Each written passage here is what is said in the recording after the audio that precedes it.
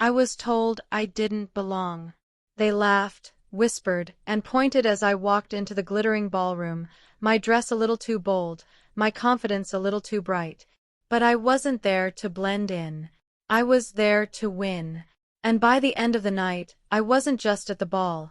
I was holding the trophy. Here's how I proved them wrong. I'll never forget the moment I stepped into that ballroom. The chandeliers sparkled like 1,000 stars, and the air buzzed with the clink of champagne glasses. Everyone was dressed to impress, their gowns and tuxedos screaming wealth and status. I felt their eyes on me, scanning my simple but striking red dress. It wasn't designer, but it was mine, chosen with care. I'd spent weeks preparing, researching every detail of this elite gala. The invitation had come by chance, a fluke from a contest I'd entered on a whim. They didn't expect someone like me, someone from the outside. I could hear the whispers, "Who is she?" and "She doesn't belong here." But I squared my shoulders and walked in. I wasn't here to make friends. I was here to compete. The trophy for the gala's Innovation Award was my target. I'd spent months on my project, a tech prototype that could change lives. I knew it was good. I just had to make them see it. The competition wasn't just about the project, it was about presence. I watched the others glide through the room, shaking hands with confidence born of privilege. They knew the right people, the right words. I didn't. My background was modest, a small-town girl with big dreams and a knack for coding. I taught myself everything, from algorithms to public speaking. The gala's judges were industry giants, and I'd studied their work. I knew what they valued: innovation, impact, and polish. My prototype, a device to make clean water accessible in remote areas, was rough around the edges but revolutionary. I'd poured my heart into it. Still, standing there, I felt like an imposter. The other competitors had sleek presentations, backed by teams and funding. I had me, my laptop, and a dream. But I wasn't backing down. The first challenge was the networking hour. I had to mingle, make an impression. I approached a group of investors, my pitch ready. They smiled politely but barely listened. One man cut me off mid-sentence, asking where I went to school. When I said I was self-taught, his smile faded. "Interesting," he said, already turning away. I felt the sting but kept going. I found another group, then another, refining my pitch each time. By the end, a few nodded thoughtfully. One woman, a tech CEO, asked for my card. I didn't have one, so I scribbled my email on a napkin. She laughed but tucked it into her purse. That small win fueled me. I wasn't invisible anymore. The presentation round was next. We had 5 minutes each to pitch to the judges. My slot was near the end, so I watched the others. Their slides were flawless, their speeches rehearsed to perfection. I felt my nerves creeping in. My slides were simple, made on free software. But my story was real. I spoke about the villages I'd visited, where clean water was a luxury. I showed data, photos, and my prototype specs. The judges leaned forward, intrigued. One asked a tough question about scalability. I answered honestly, admitting the challenges but outlining my plan. They nodded, scribbling notes. I left the stage shaking but proud. I'd held my own. Dinner was a blur of small talk and clinking silverware. I sat at a table with competitors who barely acknowledged me. They discussed their Ivy League degrees and startup ventures. I listened, picking up tips on how they navigated this world. One woman, Clara, was kind. She asked about my project, genuinely curious. We talked for an hour, and she shared advice on pitching to investors. I soaked it all in. Clara didn't see me as an outsider. She saw potential. That conversation gave me a boost. I wasn't just fighting for the trophy now. I was fighting for every underdog who'd ever been overlooked. The second round was a live demo. This was my chance to shine. My prototype wasn't flashy, But it worked. I set it up on the stage, explaining how it purified water using solar power. The room was silent as I ran the demo, showing clean water flowing from a mock setup. The judges asked detailed questions about materials, cost, and impact. I answered with confidence, drawing on months of research. One judge, a gruff older man, seemed skeptical. He pressed me on production timelines. I admitted I needed partners but emphasized the prototype's potential. He nodded, saying nothing. I left the stage unsure but hopeful. The waiting was torture. They'd announce the winner at the end of the night. I wandered the ballroom, replaying every moment. Had I said enough? Had I shown enough? The other competitors seemed so calm, laughing with their entourages. I felt alone but reminded myself why I was here. My project could save lives. That was bigger than any gala. I grabbed a glass of water, not champagne, and watched the crowd. Their world was dazzling, but it wasn't mine. Yet I was here and I was close. I could feel it. The judges called us back for a surprise Q&A. They wanted to test our vision. Each competitor had to answer on the spot. My question was about ethics. How would I ensure my tech wouldn't be misused? I spoke from the heart, talking about my commitment to open-source principles and community involvement. I shared a story about a village elder who'd inspired me. The judges listened intently. One smiled, a rare sight. I felt a spark of hope. Maybe I wasn't just a long shot. Maybe I was a contender. As the night wound down, I noticed the whispers had changed. People were curious now, not dismissive. A few approached me, asking about my project. I explained it simply, passionately. Some offered contacts, others offered praise. I thanked them, staying focused. The trophy was still out of reach, but I was closer than I'd ever been. I thought about my family, who'd supported me through late nights and doubts. This was for them, too. I wasn't just carrying my dream, I was carrying theirs. The final moments were electric. The host took the stage, holding the trophy. It gleamed under the lights, a symbol of everything I'd fought for. My heart pounded as he read the nominees. My name was last, almost an afterthought. The room felt still, like it was holding its breath. I closed my eyes, bracing for disappointment. Then I heard it. My name. The winner. Me. The crowd gasped, then clapped. I walked to the stage, my legs shaking. I didn't belong at the ball, they'd said. But I was holding the trophy. Holding that trophy felt surreal. It was heavy, cold, and real. I stood on the stage, the spotlight blinding me. The crowd's applause was loud, but I could still hear the doubters in my head. I pushed them aside. This moment was mine. I thanked the judges, my voice steady despite my nerves. I spoke about my project, my mission, and the people it could help. I saw Clara in the audience, clapping fiercely. The tech CEO from earlier was there too, nodding with respect. I'd done more than win. I'd changed their perception of me. After the ceremony, people swarmed me. Investors, journalists, even competitors wanted to talk. I was overwhelmed but kept my cool. I answered questions, handed out more napkins with my email, and smiled for photos. The trophy sat on a table nearby, catching the light. I kept glancing at it, making sure it was real. An investor asked about my next steps. I told him I needed funding to scale but had a clear plan.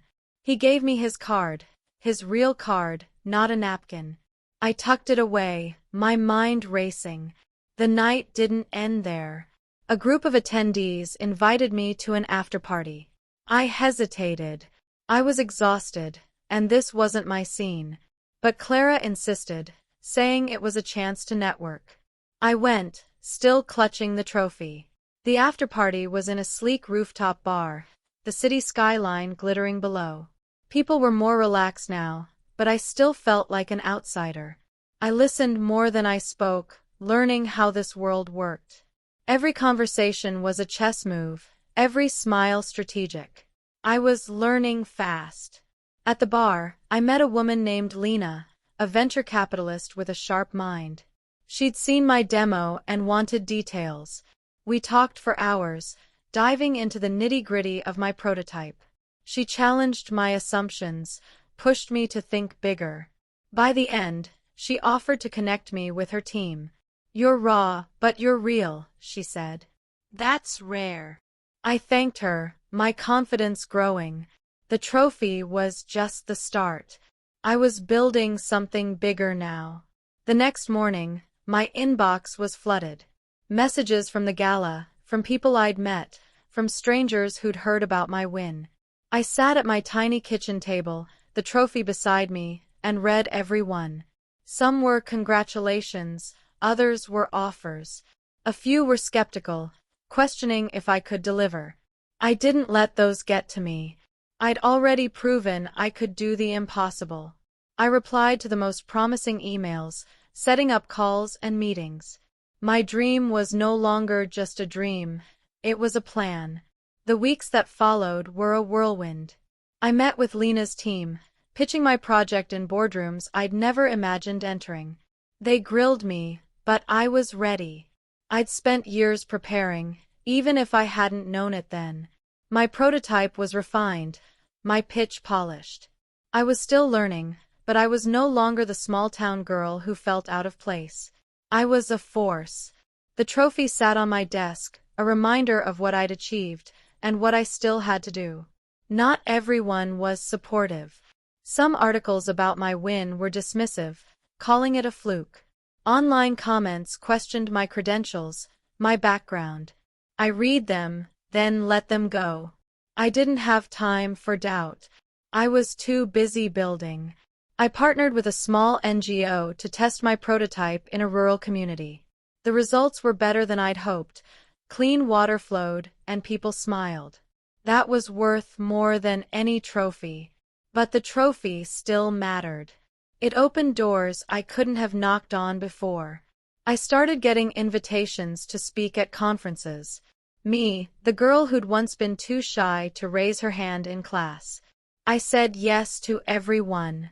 Each talk was a chance to share my mission, to inspire others. I wasn't perfect. My voice shook sometimes, my slides were still simple. But people listened.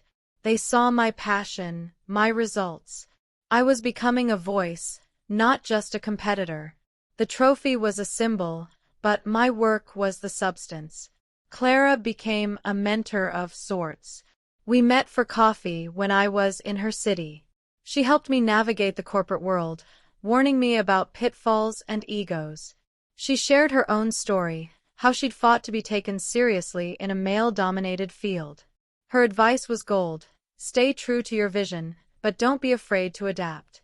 I took it to heart. My project was evolving, incorporating feedback from the field. I was learning to balance idealism with pragmatism. By the end of the year, my prototype was in trials in 3 countries. The trophy hadn't made that happen. I had. But it had given me a platform. I was meeting with engineers, policymakers, and community leaders. I was no longer just a girl with a dream. I was a leader with a mission. The doubters were quieter now, but I hadn't forgotten them. Every time I felt overwhelmed, I looked at the trophy and remembered, I didn't belong at the ball, but I took it anyway. Scaling up wasn't easy. I hit roadblocks, funding delays, technical glitches, bureaucracy. But I'd faced worse. I remembered the gala, the whispers, the dismissal. If I could win there, I could handle this. I worked late nights, refining my prototype, negotiating deals. My small apartment became a command center, papers and coffee cups everywhere. The trophy sat on a shelf, watching me push forward. It wasn't just a prize anymore, it was a promise to keep going. One day, I got a call from a major foundation. They'd seen my work and wanted to fund a full rollout. It was the break I'd been waiting for. We met in their sleek office, and I pitched with everything I had. They were impressed, not just by the tech but by my story. They saw what I'd seen all along. This could change lives. We signed a deal that day. I walked out, trophy in my mind, and cried in my car. Not from sadness, from relief, from joy. The rollout began in earnest. I traveled to communities, training locals to use the device. Their gratitude was humbling. One woman hugged me, saying clean water meant her kids could go to school instead of fetching water all day. That hit me hard. This was why I'd fought, why I'd endured the gala's judgment. The trophy was nice, but these moments were my real reward. I was making a difference, one village at a time. Back home, I started mentoring others. Young women, outsiders like me, reached out for advice. I told them my story, showed them the trophy. You don't need permission to dream big, I said. You just need to show up. I started a small scholarship fund with my prize money, helping others get their shot. It wasn't much, but it was a start. I wanted to pay forward what Clara and others had given me. The media attention grew.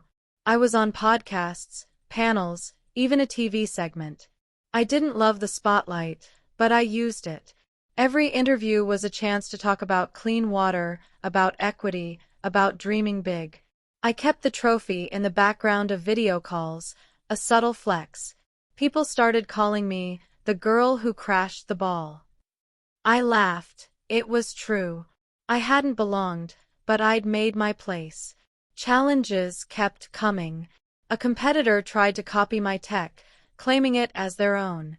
I fought back, hiring a lawyer with my limited funds. It was stressful, but I won. The trophy reminded me I could handle anything. I wasn't just protecting my work, I was protecting the people it served. That kept me grounded, even when the stakes felt overwhelming. My team grew. I hired engineers, community organizers, even a PR person to handle the growing buzz. We were a small but mighty crew, all in it for the mission. I made sure everyone felt heard, valued. I didn't want anyone to feel like they didn't belong. We worked out of a tiny office, the trophy on a shelf by the door. It was our mascot, our reminder that we could defy the odds. A year after the gala, I got an invitation to return. This time, I wasn't a contestant, I was a speaker. I walked into that same ballroom, the same chandeliers sparkling above. But now people knew my name. They clapped as I took the stage, the trophy on display behind me. I told my story, not just of the win but of the work that followed. I challenged the audience to look for the outsiders, to give them a chance. The applause was deafening. That night, I met the girl who'd won this year's trophy. She was nervous, out of place, just like I'd been. I pulled her aside, told her she belonged. I shared my napkin email story, and we laughed. I gave her my card. Yes, I had cards now. Keep going, I told her. You've got this. She hugged me, tears in her eyes. I saw myself in her, and I knew she'd go far. The trophy wasn't the end. It was the beginning. Looking back, I realized the ball wasn't about the glitz or the trophy. It was about proving I could stand tall in a world that tried to shrink me. I didn't belong, they said. But I did. I took the trophy, but more importantly, I took my place. I'm still building, still dreaming, still fighting. And I'm not done.